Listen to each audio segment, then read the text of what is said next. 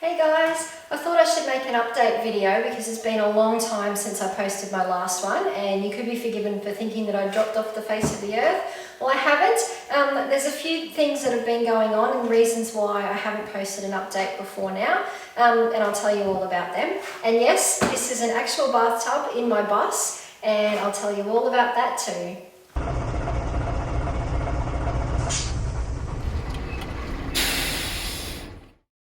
Oh, it's so hot out there in the bus today. It's 39 degrees, I think, or at least that's what it was forecast to be, and it feels at least that. So anyway, I've come inside in the aircon. Hopefully the whirring from that's not interfering with the mic too much and you can hear me okay.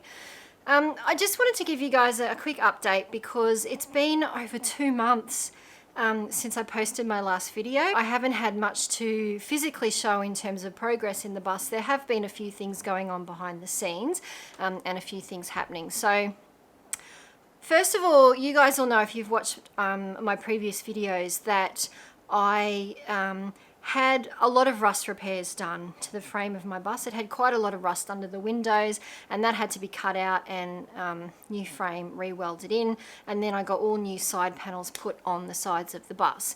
And unfortunately the repairer did a pretty sloppy job of putting the panels back on. Didn't line them up properly with the studs in the frame. I've spoken about that in previous videos, so I don't want to go on and on about it. But I thought at the time that I could just patch it up and it would be okay. And I did try and put Sikaflex on a few of the seams to try and patch them up a bit. I hadn't got around to doing all of them yet. But anyway, shortly after my last video, we had a big storm here in Brisbane, and it was the first real bit of decent rain that we'd actually had since I got the bus back from the repairer. When I first bought the bus, it had a couple of leaks in the roof, which I was aware of. So I knew, they had to be sorted out. But, after that lot of rain a couple of months ago, there was just water in like way more places than there was before. And a lot of it was coming in on those dodgy seams that the repairer had done where he hadn't sealed up the gaps properly. I spoke to a few people about, well, what can I do to fix this? Including a couple of professional coach repairers told me, look, there's no way that you can properly fix that unless you take all the panels off and put them back on, aligning them properly with the studs in the frame, which should have been done in the first place. So that was very upsetting, and I then had to spend a lot of time, thinking about what I was going to do, talking to people, trying to come up with a plan as to how I was going to fix them. So that took a fair bit of time. And then at the same time as that was going on, I was diagnosed with another melanoma, which was a bit stressful as well. So there were a few things going on at the time. Since then, I've had a couple of guys in the bus Facebook groups that I'm in.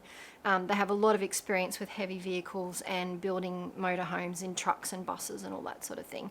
And one of the guys was actually kind enough to come out and have a look at the bus and spend a bit of time, looking at the panels and talking about options with me, which was fantastic. Tim, if you're watching, thank you very much for that. I really appreciated that and hearing your insights. It was really helpful, so thank you very much. The upshot of that is that both of these guys have told me the same thing, that yes, it's unfortunate that the panels were installed the way they were, and ideally it would be good to rip them off and redo them. But that would be a massive job, and even though the joins are not aligned on the studs of the frame, most of the panels are pretty solid and pretty well stuck onto the bus. So it's probably going to be okay if I can put some extra studs and reinforce behind the joins in the bus where I can get to the seams. There's a couple of seams that are not that easy to get to, but I'll see what I can do.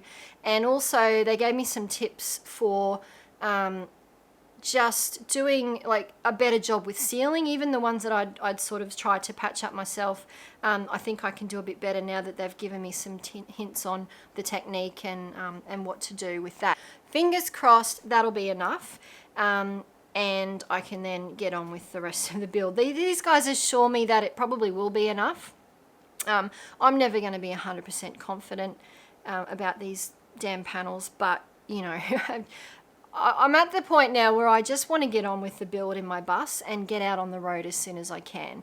I mean, this skin cancer is another reminder to me that you know, we don't know what's around the corner. Life is short and I want to make the most of it now. So I'm going to crack on and get on with building the inside of the bus. Before I actually start building the inside, I realized there was a lot of things I had to think about as well, and a lot of planning that still had to be done. Certain things would have to be done before other things, and so I didn't want to rush into doing anything because I don't have a lot of money left, and so I can really only afford to do this build once. I want to get it right. I don't want to, you know, go and build something and then realize, oh shit, I shouldn't have put that wall there because I need to run this in first, or, you know, something. So I've been spending the last few weeks really just researching and getting a clear idea in my head of what needs to be done from now until I get the bus finished. And there's a huge list of jobs. I did a bit of a brain dump because, you know, it's a lot to, there's so many little things to think about, and I'm still now, even when I've got this huge list of jobs, every now and again I think of something else. So I'll show you what I've done. This is my big job board. But I basically did a brain dump on a whole bunch of post-it notes, wrote down everything I could think of that would need to be done. And then the benefit of doing it on post-it notes is, you know, I can move things around. So if I decide that something needs to be done before something else, I can move it around. And I just found it really helpful to have everything in the one spot like this, because it gives me a really good overview of what needs to be done, you know. So I'll just zoom in on a few things here just to give you an idea of what I've got. So obviously, like, I've got to wash the roof, I've got to seal all the joints in the roof. There's a rusty vent in the roof that I need to cut out. It's where a lot of water's coming in, so I need to just get rid of that. Every now and again I think of something else to put up there, and I move things around when I've made decisions about something. I can take that job off the list. But that's actually a good way to sort of get it all straight in your head, because converting a bus is a massive project and there's a lot of things to think about. So a few of you are probably wondering why on earth I had a full-size bathtub in the bus. Because I think, you know, up until now, the only bathroom design I've talked about has been the walk-in shower. I was going to get one of those fully enclosed fiberglass shower modules, which would have been perfectly fine. But again, when I started to look at how I would actually put it in the bus, I realized that I would have had to cut a fair bit off the top of that fiberglass module so that it would fit the curve of the bus, because my roof is quite curved, particularly on the sides where the shower was going. And I would have had to cut quite a lot off, and I was a bit worried that I wouldn't be able to do that very neatly and that it would look a bit scrappy on the edges, and then I would have the issue of, well, how do you make that look nice and neat and seal up well with the rest of the walls and the ceiling in the bus. So originally I was going to have the shower on one side of the hallway and the toilet on the other, and so it would be like a walk-through bathroom.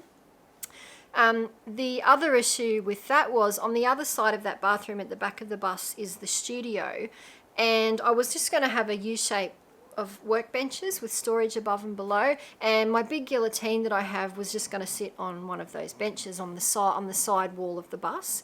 When I actually looked at how I would place the guillotine in there, I realized that the guillotine has quite a big handle that comes up, that is attached to the blade, and it has to be fully up for the safety catch to lock in place, which is essential, because obviously if you've got your hands under there, you don't want that blade coming down. So in order for that safety lock to catch, the handle had to be fully up, and because of how long and how high it was, I realized that if I'd placed the guillotine on the side of the bus, there wouldn't be enough ceiling height between the bench and the roof for that handle to fully extend. So I realized I'd actually have to position the guillotine so that it was more in the middle of the bus, so that because in the middle of the bus is where the roof is higher, so the handle would have plenty of room to go up in that spot.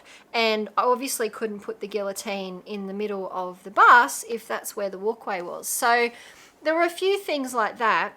And so I played around with the design a little bit more and thought that it would be better, rather than having a bathroom on either side with a walkway in the middle, that I would do what a lot of other people do and have the bathroom all in one room on one side of the bus with the walkway up the side.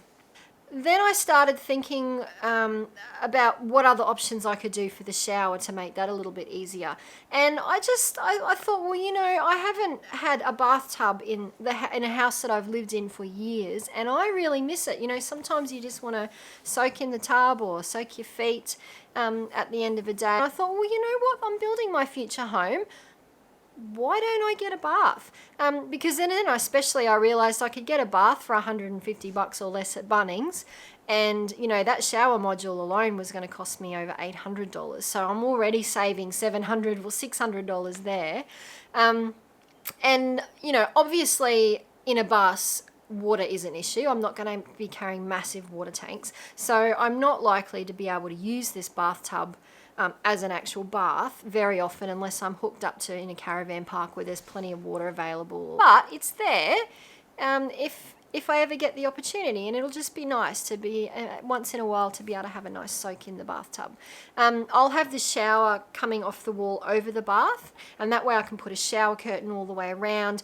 It's not then such a big deal for waterproofing the walls. I mean, obviously you still have to make sure the walls are waterproof and sealed up, but with the shower curtain around, there's less chance of water actually getting out of the bath, which is great. So yeah, so I've actually redesigned the bathroom. Also means that I've got this extra wall in the middle of the bus on the other side in the studio where I can sit my guillotine, so it all works out. So that's the reason why I'm getting a bath in the bus, and I'm actually really excited about that. It's like a little luxury, and even if I don't get to use it that often, you know, it's there if I do get the chance. And when I'm not using it as a bath, it'll be a fantastic space to hang my laundry, you know, and store the twin tub washing machine and that kind of thing as well. So it won't be totally wasted space. So once I'd made that decision and I'd finalised a few other things with the design, it meant that I was able to go ahead and order my windows, which I'd been sort of thinking about for a while, but holding off doing until I was sure I knew exactly what sizes I needed and where they would be installed. I ended up going with the Versatile windows, which are made in Canada. For various reasons. They're very good quality for a start. They're actually toughened glass rather than acrylic, which are a lot of RV windows are acrylic. These ones are actually toughened glass and is made to ADR standards, so it's all complies with Australian regulations. So that's one thing I liked about these, and they've really solid aluminium frames as well. The other thing I liked is that the fly screens, I'll just open this up so you can see. So nice big sliding windows. The fly screens are actually removable. Haven't quite figured out how to do that yet, but yeah, so the fly screens are removable, which is, you know, handy in case ever need to get out in an emergency or something like that, or if you need to take it off to clean, or even to, you know, if I need to get something long into the bus and it has to come in through a window. So yeah, so this particular one here is actually going to be going on the rear wall of the bus, so where the old emergency exit used to be. So I've got 6, I think, all together. They're all stacked up here, all different sizes. A couple of big ones will be going in the living area and some smaller ones in the kitchen and bathroom. And the other big things that have arrived for the bus are the 2 exhaust fans that I'm putting in the roof. And after a bit of research, I decided to go with the MaxxAir Deluxe fans. They're kind of the top of the range RV fans, and they get really good reviews. They're a little bit more expensive than some of the other models, although I bought mine from an online store that was having a sale, and I actually got the model that has the remote control, which is usually quite expensive, but because it was on sale, it actually worked out to be cheaper than the standard manually operated model. So I was pretty happy with that. So I've got 2 of them. So the ones that I got, the MaxxAir Deluxe fan, have actually got a rain dome on the top. So they're designed so that they can be open and ventilating even if it's raining, which is fantastic because the windows that I've got are sliding windows, and if the rain's coming in, you know, I may not be able to have all of them open. So at least if it's, you know, if it's raining, I'll still be able to have the 2 fans in the roof open and circulating air, which is good. Now, because it's getting very close to Christmas, and this is usually the busiest time of year for my business, so I make handmade books and journals and stationery things, which a lot of people buy as gifts this time of year.